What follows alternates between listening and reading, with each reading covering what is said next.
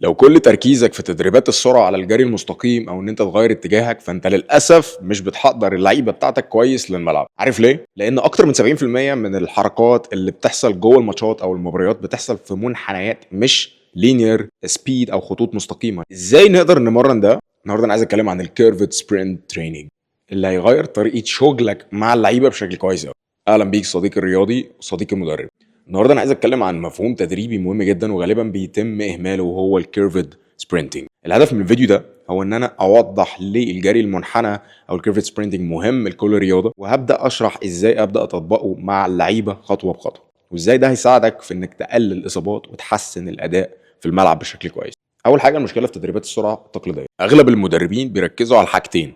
اول حاجه وهي السرعه في خط مستقيم او linear speed. تاني حاجة وهي تغيير الاتجاه أو change of direction. لكن المشكلة إن اللاعب في الملعب مش بيتحرك في خطوط مستقيمة بس، لا ده بيتحرك في منحنيات طول الوقت. تخيل معايا سباق 400 متر لكن التراك أو المضمار شكله مربع بدل ما يكون دائري. العداء هيقف عند كل زاوية قبل ما يكمل. نفس المبدأ بيحصل لو اللعيبة بتاعتك مش متدربة على الجري في منحنيات أو كيرفد سبرنت تريننج. طيب ليه الجري المنحنى أساسي؟ هو يعتبر إن هو السر، هو الجيم سبيد. في الرياضة السرعة مش مجرد انك تجري اسرع، السرعة الحقيقية هي انك تقدر تتحرك بكفاءة جوه مساحة الملعب. زي لعيب كرة قدم كده بيجري في منحنى حوالين المدافعين بشكل سريع، لعيب كرة باسكت او سلة بيتحرك حوالين ال 3 بوينت اريا بانسيابية. تاني حاجة هي تقليل الاصابات. الجري المنحنى او الكيرفت سبرينتنج بيحمل ضغط على زوايا مختلفة في المفاصل زي الركبة، الكاحل، الورك او الهب. التمارين دي بتقوي الجسم على ان هو يقدر يتحمل الضغوط بالشكل ده. بعد كده عايز اتكلم عن السيت برنسبل او specific adaptation to impose demand، بمعنى ان الجسم بيتكيف على الحركات اللي انت بتمرنه عليها. لو انت بتمرن اللعيبه ان هم يجروا في خط مستقيم بس، هيبقوا روبوتات بيتحركوا في اتجاه واحد بس. اول حاجه ممكن نبدا ان احنا نعملها وهو ان احنا نبدا بالاحماء او الورم اب. اول حاجه ان انت لازم تدمج تمارين منحنيات في الاحماء، ان الرياضي او اللاعب يبتدي ان هو يتحرك كده في سنيك رانز، او ان هو يتحرك في شكل التعبان في منحنيات صغيره. تاني حاجه ان هو يجري مثلا على رقم 8، شكل رقم 8، ان هو يجري في دوائر صغيره لقدام ولورا. الفكره هنا ان التمارين دي بتعرف الرياضي او اللاعب ان هو ازاي يقدر يتعود على زوايا ميل مختلفه. تاني حاجه ان انت تجهز الجسم ان هو يقدر يتحمل الزوايا دي مع السرعات الاعلى اللي هتحصل بعد كده. تاني حاجه ان احنا نبدا نعمل تمارين منحنيات صغيره. منحنيات صغيره بتجبر الرياضي ان هو يقدر يميل بجسمه اكتر، فده هيزود الشغل اكتر على الكاحل، الركبه، الهب، ويحسن التوازن. خليك دايما في البدايه على سرعات هاديه جدا قليله، مش سرعات عاليه، عشان انت لما تيجي تعمل الكيرفت سبرنت او انت مش متعود عليه هتلاقي ان انت الموضوع بالنسبه لك مش مريح.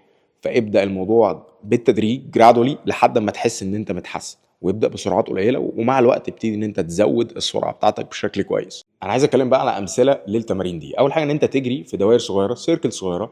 اتنين، ان انت تجري على رجل واحده حوالين الدائره الصغيره دي، مع ان انت تحافظ على التوازن بتاعك. تالت حاجه نقدر نقدمها وهي المنحنيات الواسعه، منحنيات اكبر بتسمح للرياضي ان هو يجري بسرعات اعلى. تاني حاجه ان انت تبتدي تستخدمها كتمرين مكمل لللينير سبيد او السرعات المستقيمه. امثله للتمارين دي الجري في تراك او مضمار دائري كبير، مع ان انت تزود السرعه بشكل تدريجي. اتنين، ان يحصل منافسات بين اتنين لعيبه مثلا ويبتدوا ان هم يسبقوا بعض في كيرفت سبرنت بدل ما يعملوا ده في لينير سبيد. رابع حاجه ان احنا نضيف عنصر المنافسه، خلي التمارين واقعيه اكتر عن طريق المنافسه. العاب مثلا ان انت تبتدي تعمل تاج، لعيب بيحاول يهرب من مدافع في منحنيات ضيقه، دي هتفرق معاهم بشكل كويس. اوبن دريلز، تبتدي ان انت تعمل تمارين مفتوحه بعد ما اللعيب يبتدي ان هو يتقن الاساسيات في التمارين المغلقه او الكلوز دريلز. حاول ان انت تروح بقى لمرحله الاوبن دريلز، تمارين مفتوحه. امثله زي ما قلت قبل كده تاج، تمارين مختلفه، محاكاه للحركات الحقيقيه من اللعبه بتاعتهم. مهاجم كوره مثلا بيجري حوالين المدافع. دي نصائح اضافيه برضو ممكن اقولها، وهي انك انت تبدا تدريجيا. الاحماء منحنيات خفيفه، تمرينات اساسيه، زود السرعه والشده تدريج بالتدريج. ركز على الرياضه، كل رياضه ليها منحنيات مميزه سواء باسكت او كوره او حتى تنس. عدل التمارين بناء على اللعبه اللي انت بتمرنها.